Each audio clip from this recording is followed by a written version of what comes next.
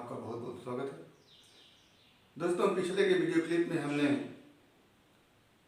गुप्त ऊष्मा को देखा था, जिसमें गलन की गुप्त ऊष्मा थी, वाष्पन की गुप्त ऊष्मा थी। गलन की गुप्त ऊष्मा उसे कहते हैं जब पदार्थ ऊष्मा देने से ठोस अवस्था से द्रव अवस्था में परिवर्तित होता है और एकांक द्रव्यमान के पदार्थ के ठोस अवस्था से द्रव अवस्था में परिवर्तित होने के लिए जितनी ऊष्मा की आवश्यकता होती है उसको हम गलन की गुप्त ऊष्मा कहते हैं। इसी तरह से यदि एकांक द्रव्यमान का पदार्थ द्रव अवस्था से गैस अवस्था में परिवर्तित होता है तो उस अवस्था परिवर्तन के लिए जितनी ऊष्मा की आवश्यकता होती है उसे हम वाष्पन की गुप्त ऊष्मा कहते हैं। आज का हमारा एक नया टॉपिक है जिसमें हम बर्फ के गलन की गुप्त ऊष्मा ज्ञात करने की विधि को देखेंगे।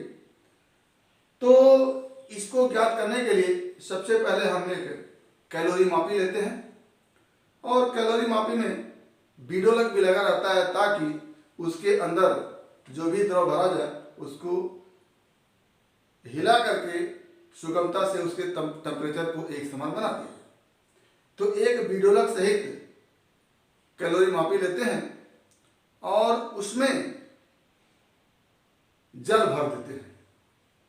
तो पहले तो बीडोलक सहित कैलोरी मापी के द्रव्यमान को देख लेते हैं, उसके बाद जल भर करके उसके द्रव्यमान को देख लेते हैं। इस जल से भरे हुए कैलोरी मापी के ताप को माप लेते हैं।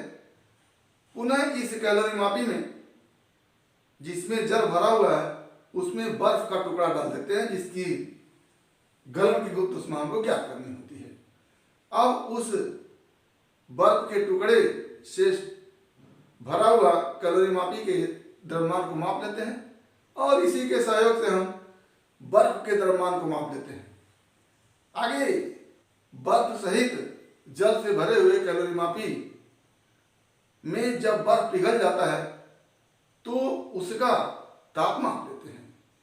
इतना करने के बाद हम गुप्त ऊष्मा से संबंधित सिद्धांत और कैलोरीमिति का सिद्धांत अप्लाई करके हम इस बर्फ के गलन की गुप्त ऊष्मा को ज्ञात करते हैं। तो इसमें जो विधि है उसको चरणबद्ध तरीके से हम यहाँ लिखना चाहेंगे। तो सबसे पहले हम लिखते हैं एक कैलोरी मापी, एक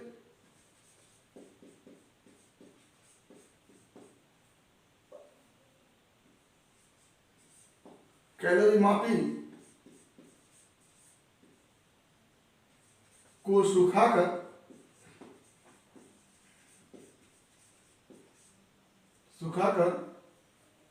बीडोलक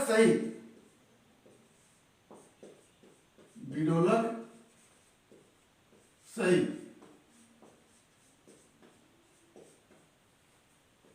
उसका द्रव्यमान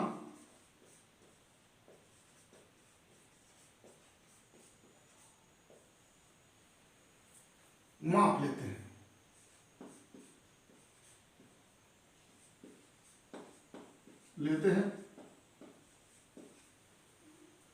मान लिया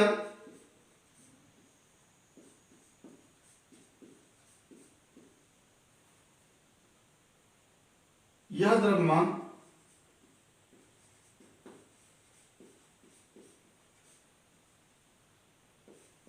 कैपिटल एम है। दूसरा काम करते हैं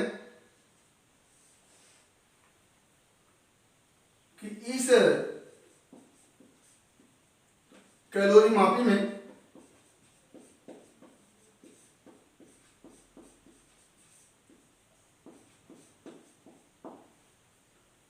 जल भर लेते हैं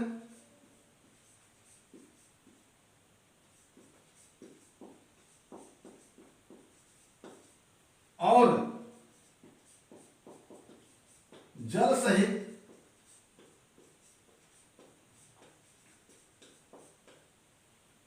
कैलोरी मापी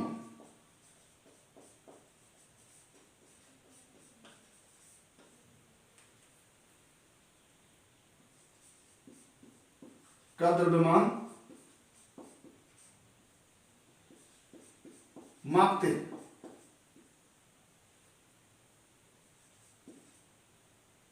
मान लिया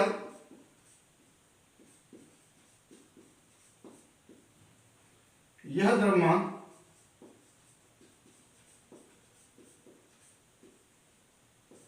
M1।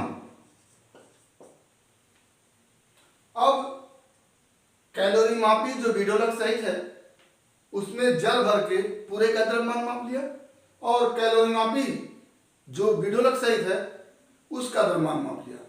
इस द्रव्यमान में से अगर इसको हम माइनस कर दें तो जल का द्रव्यमान निकल के आ जाएगा। तो लिखेंगे तीसरे में जल का द्रव्यमान, जल का द्रव्यमान बराबर इस जल से भरे कैलोरी मापी के द्रव्यमान में से केवल कैलोरी मापी के द्रव्यमान को माइनस कर देते हैं, क्या हो जाता है M1 माइनस M। और इसको हम मान लेते हैं कि स्मॉल m है, यानी जल का द्रव्यमान स्मॉल m मान लिया, जो कैसे निकला इस M1 में से कैपिटल M को माइनस कर दिया। चौथा काम करते हैं, इस जल से भरे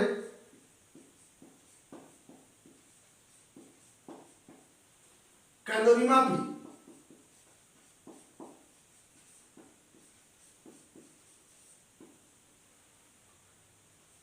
के ताप को ज्ञात कर लेते हैं।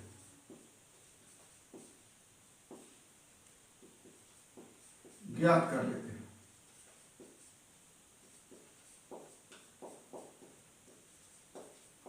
माना यह ताप T1 डिग्री सेंटीग्रेड है। इतना काम हमने कर लिया। कैलोरी मापी वीडियोलक सहित उसके द्रव्यमान को माप लिया, वीडियोलक सहित कैलोरी मापी में जल भर दिया, उसके द्रव्यमान को माप लिया। अब इस जल सहित कैलोरी मापी के द्रव्यमान में से केवल कैलोरी मापी के द्रव्यमान को माइनस कर दिया तो हमको जल का द्रव्यमान मिल गया। अब इस जल से भरे कैलोरी मापी के ताप को हमने ज्ञात कर लिया तो मान लिया T1। आगे पांचवा काम करते हैं कि इस जल सहित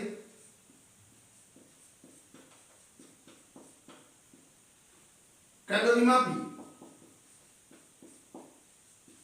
में बर्फ जिसके गलन की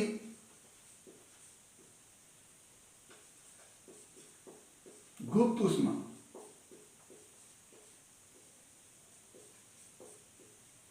ज्ञात करनी है।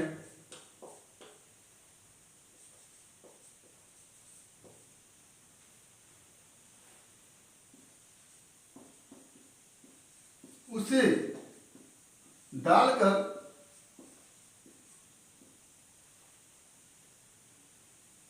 कैलोरी मापी में डालकर द्रव्यमान ज्ञात करते हैं।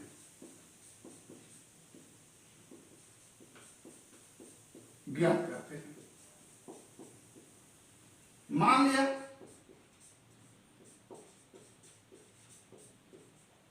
यह द्रव्यमान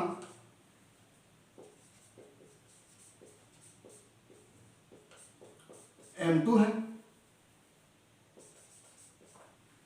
यानी अब कैलोरी मापी में वीडियोलक है, जल है और बर्फ है, सबका सम्मिलित द्रव्यमान माप लिया तो वो M2 था। अब इस M2 द्रव्यमान में से जल सहित कैलोरी मापी एवं वीडियोलक के द्रव्यमान को अगर माइनस कर दे तो हमारे पास बर्फ का द्रव्यमान निकल के आता है। तो लिखेंगे छठा बर्फ का द्रव्यमान, बर्फ का द्रव्यमान बराबर M2 द्रव्यमान है किसका, कैलोरी मापी वीडियोलक जल और बर्फ का में से M1 माइनस कर दिया, और M1 किसका द्रव्यमान है, कैलोरी मापी वीडियोलक और जल का। ये हो गया और इसको हम मान लेते हैं एम डैश। क्या मान लेते हैं? M dash. और सातवां काम करते हैं, इस बर्फ से युक्त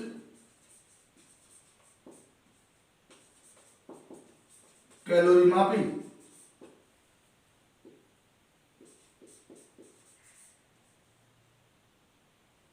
बर्फ के पिघलने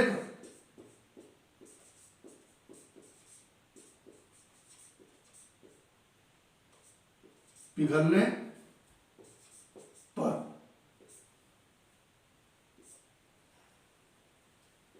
का ताप ज्ञात कर लेते हैं।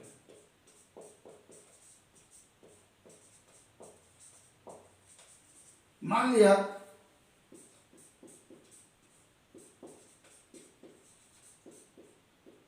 यह ताप T है, यह ताप T है, या T को ना कह के T2 कह लेते हैं, यह ताप T2 है। तो आगे हम देखेंगे कि अब कैलोरी मापी प्लस विडोलक का द्रव्यमान हमको मिल गया, जल का द्रव्यमान मिल गया और बर्फ का द्रव्यमान मिल गया।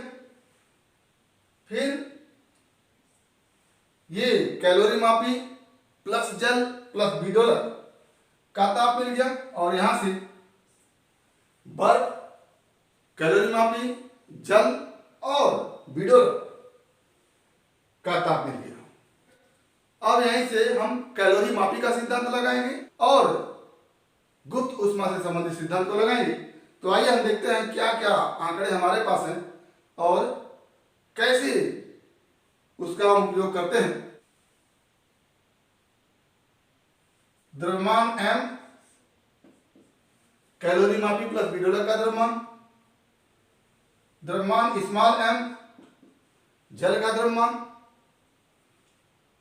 m डैश, बर्फ का द्रव्यमान, T1 जल कैलोरी मापी प्लस विडोलक का टेम्परेचर और T2 बर्फ के पिघलने के बाद टेम्परेचर। इतना हमारे पास आंकड़ा मिला है, तो इसका हम उपयोग करते हैं। अब इन आंकड़ों के विषय लिख लेते हैं। यह है कैलोरी मापी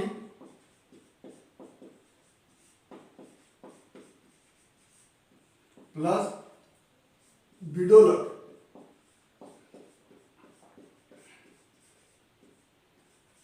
का द्रव्यमान, यह है जल का द्रव्यमान,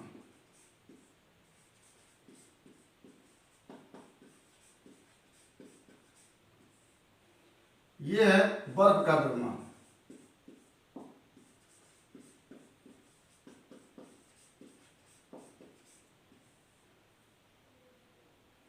यह है जल प्लस कैलोरी मापी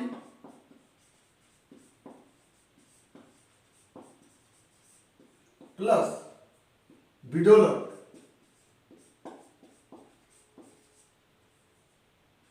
का ताप और यह है बर्फ के पिघलने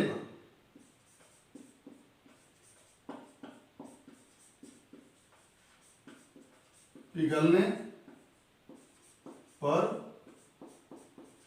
ताप। ये इतना आंकड़ा हमारे पास है। आगे हम एक आंकड़ा और मान लेते हैं कि मान लिया कैलोरी मापी प्लस विडोलक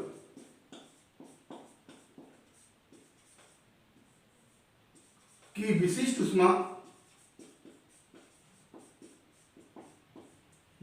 ऊष्मा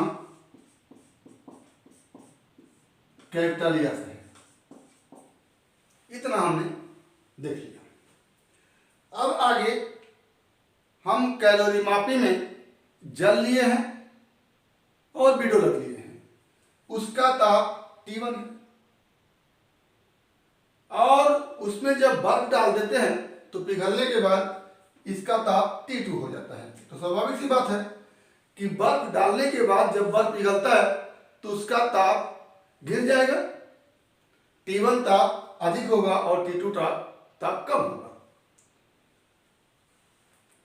तो प्रारंभ में केवल यहां पर बर्फ के ताप में वृद्धि हो रही है, T2 ताप हो जा रहा है, और कैलोरी मापी के ताप में कमी हो रही है, विडोलक के ताप में कमी हो रही है और जल के ताप में कमी हो रही है। जब हम बर्फ को कैलोरी मापी में डालते हैं तो चूंकि उसके पहले तो जल, कैलोरी मापी और विडोलक का ताप T1 था, जब बर्फ को डालते हैं तो बर्फ के ताप में वृद्धि होती है जो 0 से T2 हो जाता है, और जल, कैलोरी मापी और विडोलक के ताप में कमी होती है जो T1 से T2 हो जाता है। तो ऐसी स्थिति में जल, कैलोरी मापी और विडोलक ये तीनों ऊष्मा को देंगे और बर्फ ऊष्मा को लेगा। तो बर्फ ऊष्मा को जब लेगा तो वो दो जगह खर्च होगा, पहला तो बर्फ के पिघलने में और दूसरा बर्फ के ताप में वृद्धि में। तो आइए देखते हैं कि कितना जल, कैलोरी मापी द्वारा ऊष्मा दी जा रही है और कितना बर्फ के द्वारा ऊष्मा ली जा रही है। अगर ये दोनों निकल जाता है तो हम कैलोरीमिति का सिद्धांत लगा करके हम बर्फ के गलन की गुप्त ऊष्मा को निकाल लेते हैं। और एक चीज और यहां देख लेते हैं कि यह है तथा बर्फ की गलन की गुप्त ऊष्मा, गलन की गुप्त ऊष्मा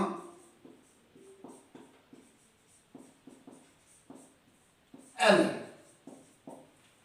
अब आगे हम चलते हैं। पहले जल T1 पर है, उसका ताप गिर करके T2 हो गया है, तो जल द्वारा कितनी ऊष्मा दी जा रही है, तो लिखेंगे जल द्वारा दी गई ऊष्मा क्या हो जाएगा, जल का द्रव्यमान स्मॉल m है और उसकी विशिष्ट ऊष्मा 1 होती है, और टेम्परेचर में कमी हो गई है T1 से T2। ये जल के द्वारा दी गई ऊष्मा हो गई। आगे कैलोरी मापी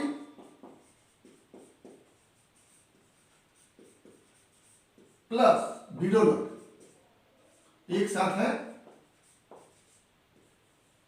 द्वारा दी गई ऊष्मा क्या होगा, कैलोरी मापी प्लस विडोलक का द्रव्यमान m गुणे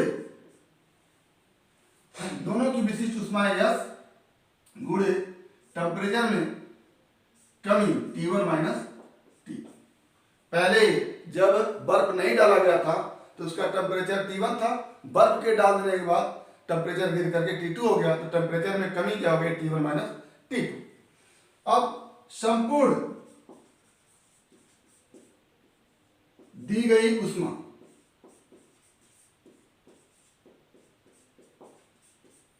बराबर, अगर हम इसको या ऐसे लिख लेते हैं m T1 minus T2 plus m into S T1 minus T2। Common ले लेते हैं T1 माइनस T2 को, तो क्या बचता है m plus m into S T1 minus T2। ये दी गई ऊष्मा हो गई। अब ली गई ऊष्मा को हम देखते हैं बर्फ द्वारा, क्योंकि ऊष्मा बर्फ ले रहा है तो बर्फ द्वारा ली गई ऊष्मा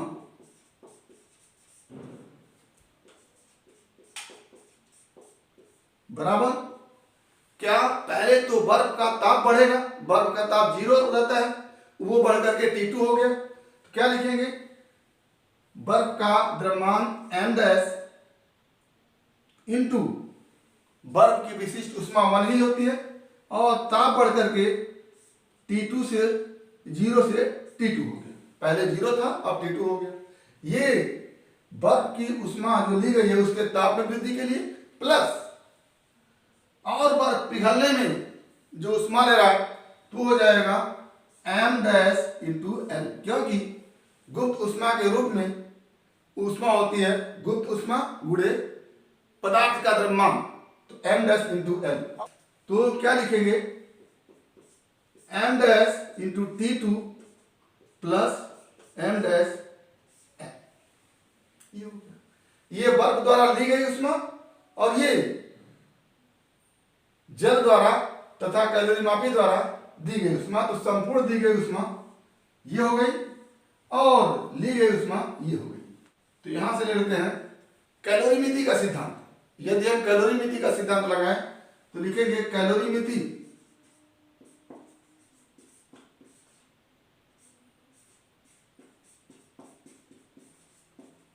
के सिद्धांत के अनुसार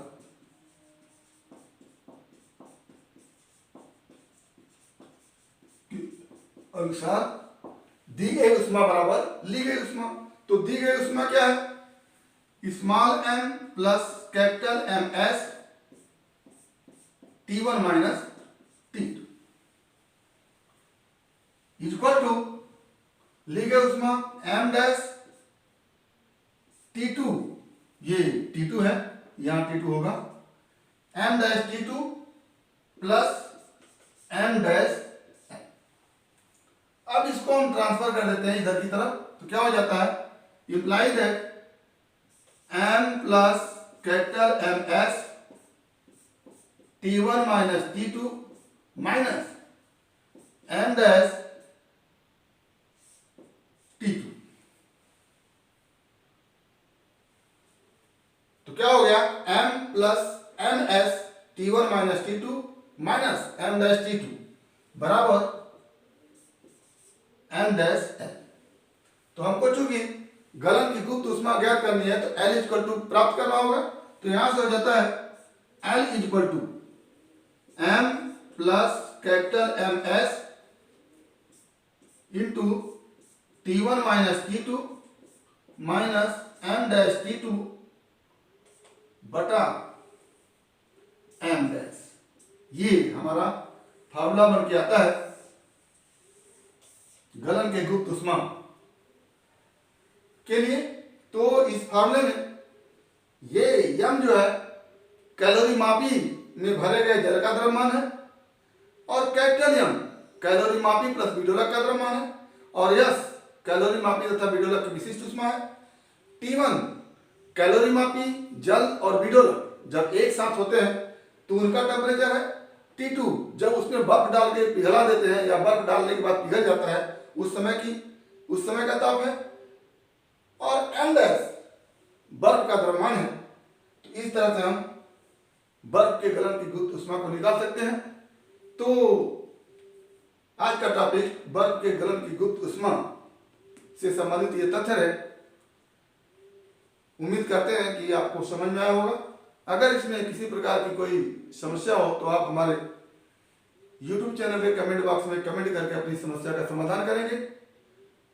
और यदि वीडियो क्लिप पसंद आया तो प्लीज लाइक करेंगे, शेयर करेंगे, साथ ही हमारे YouTube चैनल को सब्सक्राइब करेंगे ताकि इस तरह के वीडियो क्लिप का नोटिफिकेशन आपको मिलता रहे और हमारी हौसला अफजाई होती रहे और आपको इस तरह के वीडियो क्लिप को प्रोवाइड कराते रहें। तो आज बस इतना ही। एक बार फिर आपके भविष्य के लिए बेस्ट ऑफ लक। धन्यवाद।